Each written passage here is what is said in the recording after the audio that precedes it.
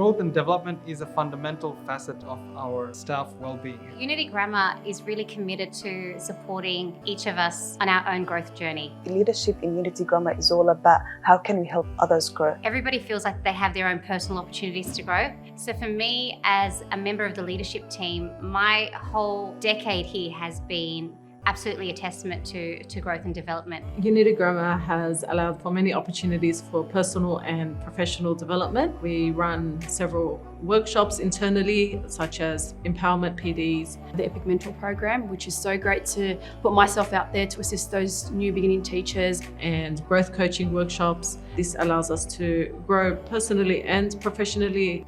So I know that for myself, when I first came into this school, I didn't really know what a good spelling lesson looked like. And I think through the mentoring and speaking to my other staff members and learning through them, I was able to grow in that space. So whatever programs, initiatives that we want to push through Unity Grammar, they are all for it. This is the intrinsic motivation that I need for my growth. Students are actually getting the most out of every single thing that Unity Grammar has to offer. And I think something really important for me is I find that Unity Grammar is constantly encouraging us to step out of our comfort zone and to try new things. And I think that in itself is promoting growth.